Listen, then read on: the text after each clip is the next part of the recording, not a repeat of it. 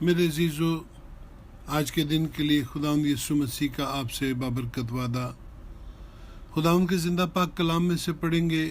لوکا 5 باب اور اس کی 5ویں آیت۔ کلام خدا میں لکھا ہے، مگر تیرے کہنے سے جال ڈالتا ہوں، آمین۔ یہ ماہی گیر سے آدمگیر بننے کی کہانی ہے، یہ ناکامی کی جگہ سے کامیابی کی کہانی ہے۔ یہ خود کو خداوند یسوع کے سپرد کرنا ہے اور یہی محبت ہے۔ خداوند یسوع کے شاگردوں میں سے بیشتر ماہی گیر تھے، اور انہی میں سے ایک پطرس بھی تھا جس کی کشتی میں اس وقت یسوع بیٹھا ایک بڑی بھیڑ کو تعلیم دے رہا تھا۔ اور جب وہ تعلیم دے چکا تو پطرس سے مخاطب ہوا، یہ خداوند یسوع ہے جو ان کو کبھی نہیں بھولتا جو اس کے کام میں شریک ہوتے ہیں۔ اس نے پطرس سے اس کے کاروبار کے بارے میں معلوم کیا۔ تب پطرس نے خداوند کو بتایا کہ رات بھر محنت کی لیکن کوئی مچھلی ہاتھ نہیں آئی۔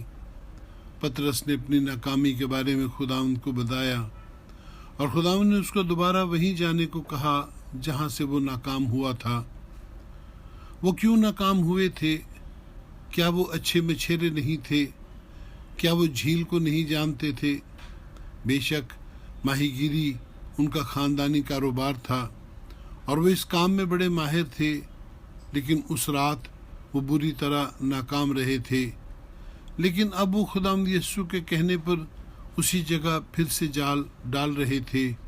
یاد رکھیے، جب ہم اپنی ناکامیوں کے اقرار کے بعد خداوند یسوع کے کہنے پر عمل کرتے ہیں تو یہ تابعداری ہے، یہ خود کو خداوند کے سپرد کرنا ہے، اور یہی خداوند یسوع سے ہماری محبت ہے۔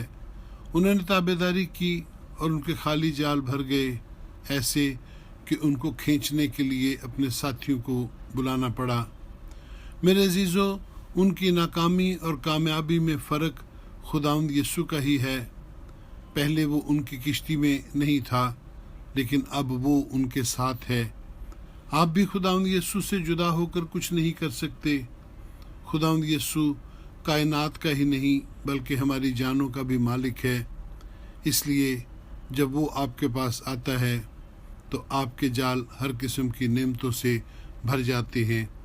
خداوند یسوع کا آپ کی زندگی، آپ کے خاندان میں شامل ہونا ہی آپ کی کامیابی کی ضمانت ہے۔